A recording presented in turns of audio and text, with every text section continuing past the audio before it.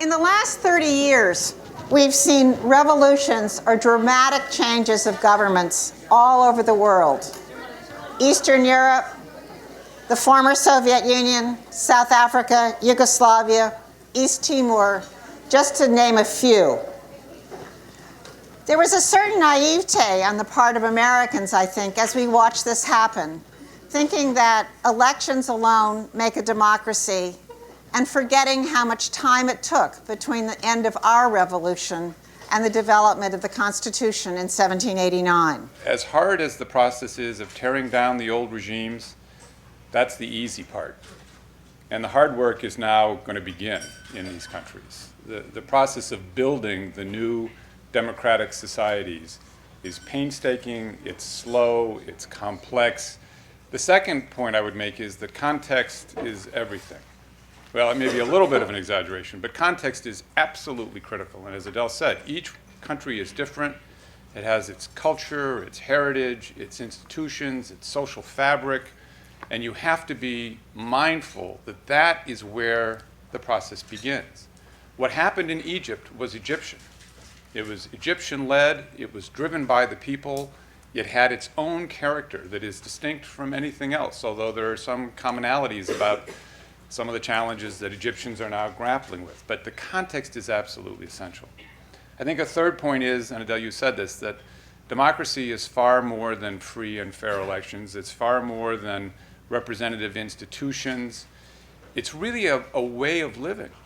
It's a way of thinking. It's a matter of behavior. It's a way of solving problems and settling conflicts. It's a culture. Then you have a very formalized sector that are made up of NGOs that are very service and charity oriented. It's all about providing services to the people. Advocacy, lobbying, impacting public policy, that's not there. So the link between the nonprofit sector and, holding the public sector accountable or holding the private sector accountable or having the private sector and the nonprofit sector join forces or having all sectors join forces, this is all, I don't want to say non-existent, but very green in Egypt, and I think that will be imperative to have a strong, effective democracy moving forward. My view of that in Egypt, we are different in that. In most of the Egyptian history, we are very poor as people. So it's not about economics, it's about dignity. But very important part of it is to feel you have a dignity and you have your right to live your life and to be proud of yourself, even if you are poor, even if you don't have money. What I'm trying to change for the last 10 years is how can we relate volunteerism with development. The design of the program I did, it's all about how can we match people with opportunities, helping them to discover themselves and to learn more skills and to learn more about themselves, and then they can enter the labor market to get jobs. But if you ask me now, what's the important part of the volunteerism program is people start to feel value. I think I'm going to urge everyone not to make any quick moves in this situation. I think there's a lot the philanthropic sector here can do to help Egypt, but I think they need to study the situation exceptionally well. We need a healthy infrastructure, and I think Synergos has gone to great lengths to help philanthropists in the circle with their work. We need similar things to have philanthropists talk to each other, coordinate with each other, learn with each other, think about how they can stop being short-term and think much more long-term, because the people who are doing the charity work, they're there. The immediate needs are being done in terms of getting support to injured people, those who need to be fed. That's being done by the people. The role of women and the role of youth is going to be essential. And there are, as Dina will tell you, some terrific women's organizations who are really beginning to assert leadership and need support and help. There are two things that I think we lack funds in that nobody ever wants to fund: research and law reform, public policy and law reform. One of the problems the Gerhardt Center has always faced is that nobody wants to invest in doing research on the philanthropic sector or on civil society in general. They'd rather put their money in providing direct services to the people, which is also important. You can't belittle that, but if you don't understand the context that you function in, you're going to be limited in the ultimate impact that you'll have. The regimes that were toppled in Central and Eastern Europe were enemies of the United States. The regimes that have been toppled in the Middle East were allies of the United States. So the sensitivity about the U.S. role is very, very real. The tear gas canisters that were fired against the demonstrators said made in the USA. The sunny side up is that we're moving towards a democracy in all of these countries, hopefully.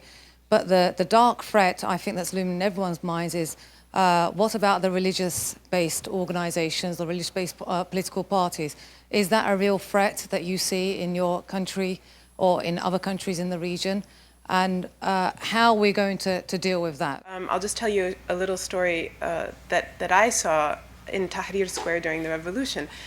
Religion and politics did not have a place in this revolution. There is no ideology, there is no, this is an Islamic revolution, this is nothing, you know? It was an Egyptian people's revolution. And the Muslim Brotherhood were not leaders in the January 25th movement, but they joined. But in Tahrir Square, and this happened right in front of me, and a lot of other people I know also saw this, if someone from the Muslim Brotherhood was there distributing religious material, they were thrown out. This is not about religion. This is about democracy. This is about freedom. This is about human rights.